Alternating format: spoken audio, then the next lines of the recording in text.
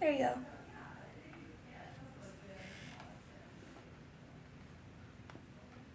I was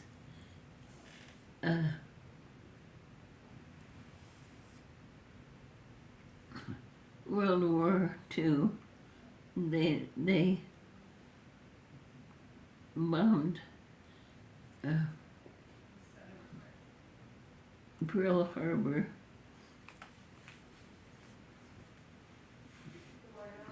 December the 7th, and I turned 18 on the 24th of December. So I was not quite, just 4 days before I was, no, I mean, from the 7th to the 24th. Mm-hmm. I was 16 and then I turned 17. Okay. I mean, 17, I turned 18. Okay. Yeah. And then.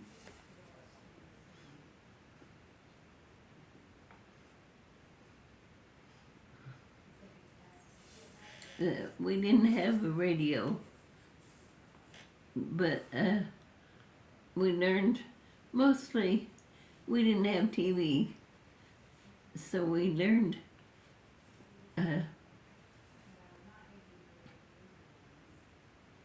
we'd go to movies and they'd show us on the movies, the news strips. Mm-hmm.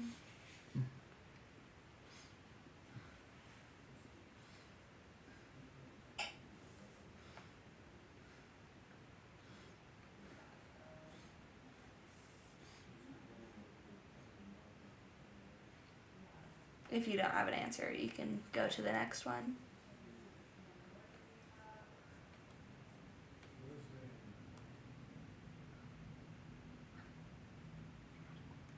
Well, I bought war stamps, but I think I told you about that before. Yeah, I think you did, but you can tell more about it if you want to.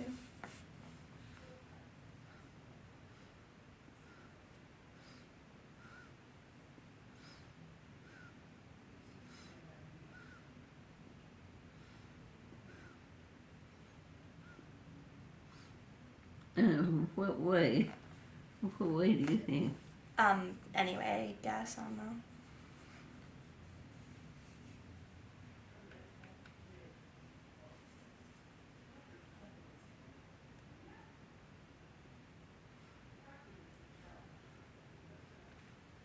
Well, I was, my husband was in the army, and my husband's brother was in the Marines, and Billy, who was my cousin, but my mom raised him, so I call him my brother. He was in the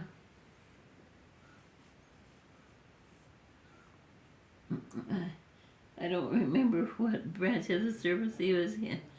I think, but anyway,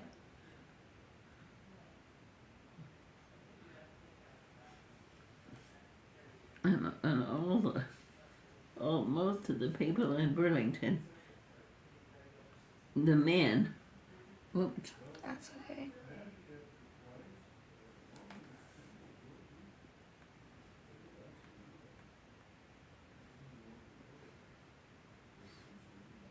the Japs. Hmm? We hated the Japs.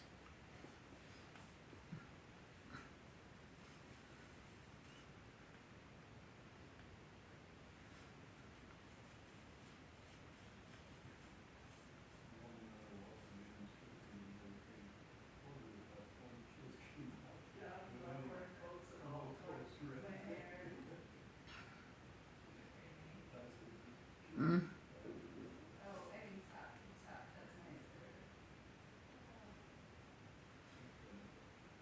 for fun and entertainment, I had a baby. His name was Jack.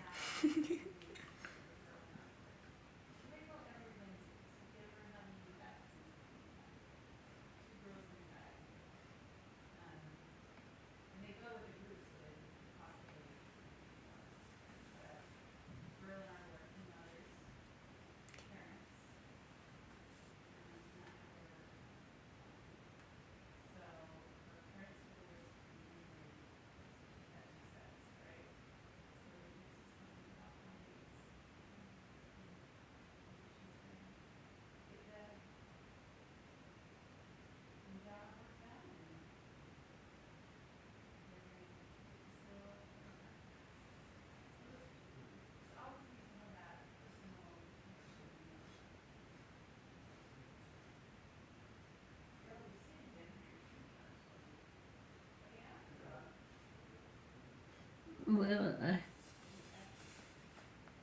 I don't know. That's okay. Is there anything else, or is that all?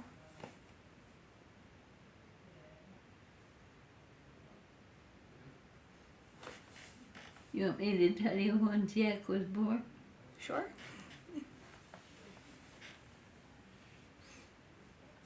It'll take a while. I lived with my husband's parents.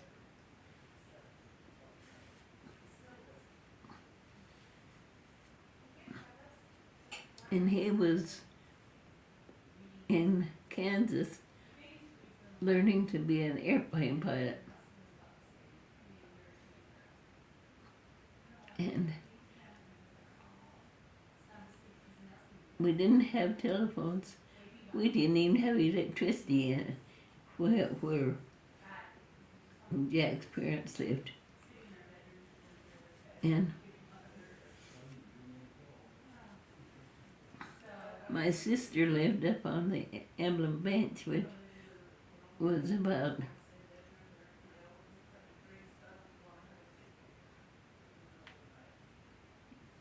15 miles away. That's okay.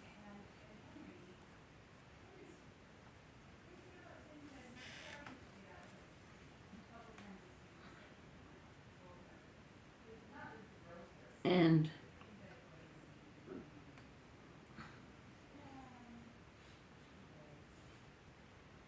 when I was supposed to furnish my baby clothes when my baby was born, and I had to pay a lady to wash him every day.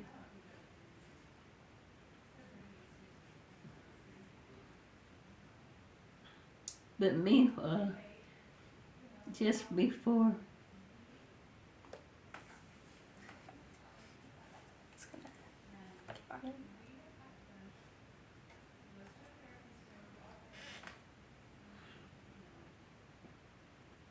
just before my baby was born, Jack was transferred. They decided he was too old to be an airplane pilot. He would have been a pilot, but he got transferred to the armored infantry, and so for a little while I didn't know where he was. He was on the way to be transferred.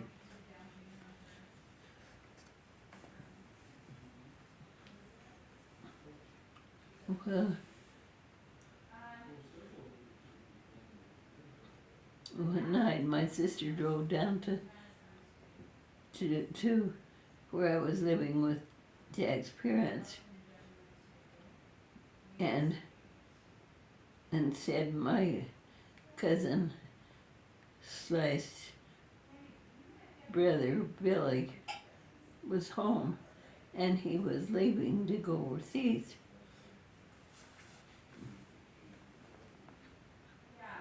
So I grabbed my gown and a little bit of clothes. I was going to come back the next day.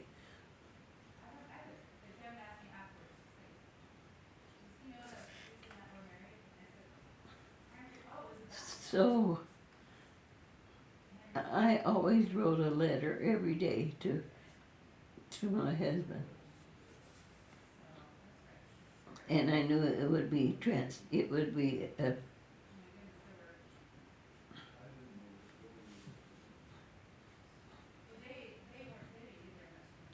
wherever he lived, they'd forward it to him. But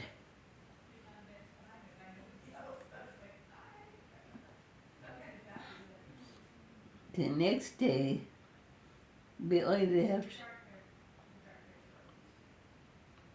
to go overseas. We told him goodbye, and I walked down. My sister lived about more than a half a mile away from the highway where we mailed letters, and it was raining. And I walked down a slippery, slidey in that gumbo mud, and I started to have cramps. And so I hurried back, but I caught a ride back.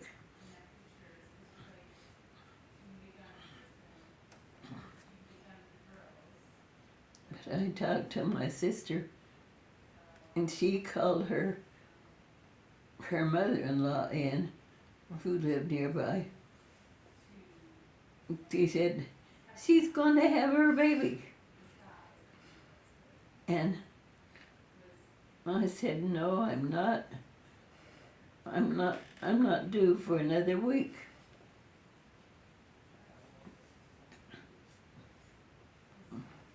But she said, you get down to the doctor. And so I wanted to take a bath in a washtub. We didn't have any bathtub. No, you gotta go. So my brother-in-law went out to get the car ready, and it had a flat tire.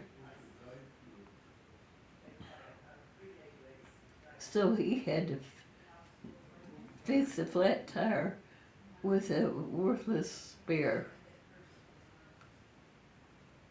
And so we were on our way in a car without a decent tire on it. And it was pouring down rain, just pouring down rain. And so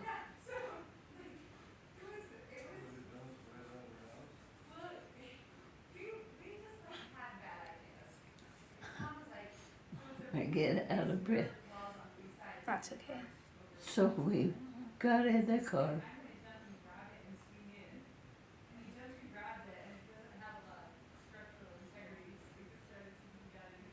And I said to Rita, just think I'm going to have my little baby. And she said, she was driving the car, watching the road. Just be glad when it's all over with. And so he took me to the hospital. And sure enough, I was having labor pains. Didn't have my baby clothes. And she had to leave me there to call and try to get somebody to bring my clothes for the baby. and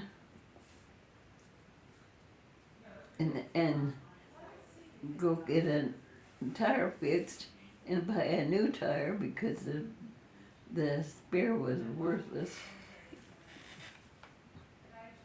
And so I was there all alone. And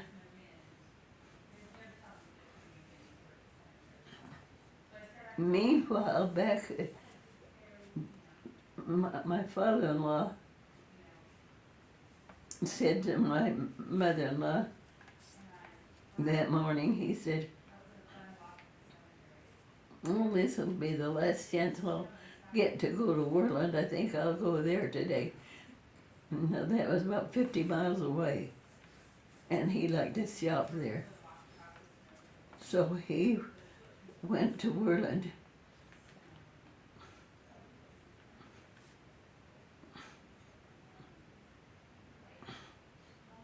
Am I making any sense? Yeah, no, yeah.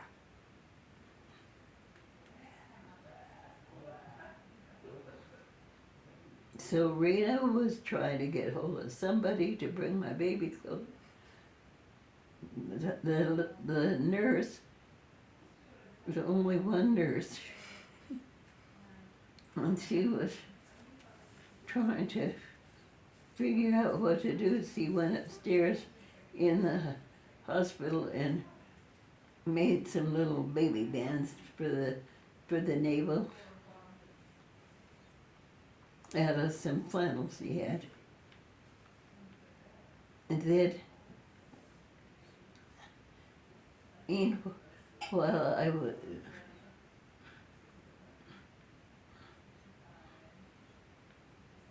well, I was all alone. I had my baby.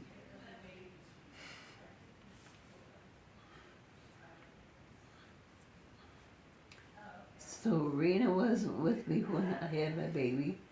She was calling people. She was getting the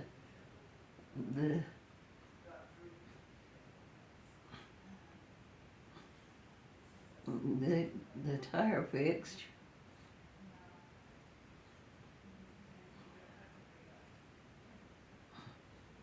And so the only phone in Burlington, the man who owned that phone took my clothes down to me. But the baby was already born before that. And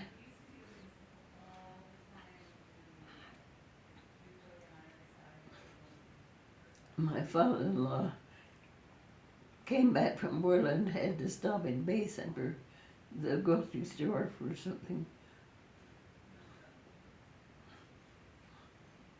He walked in this grocery store and they all knew him and they said, "Congratulations, Grandpa."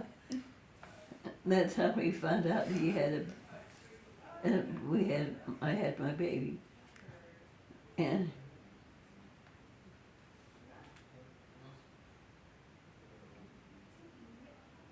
but it worked out. And the nurse said, "That's the best baby. He never cries." And that was your grandpa.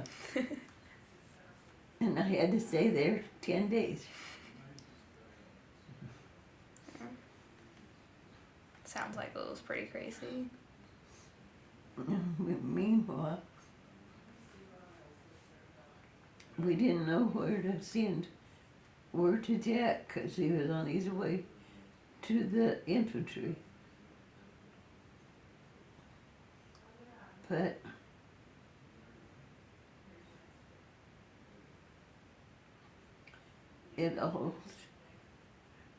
he wrote a poem about it. Oh. He was very, very touched. Mm-hmm. That's sweet.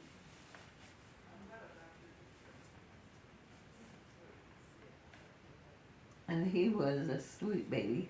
Yeah.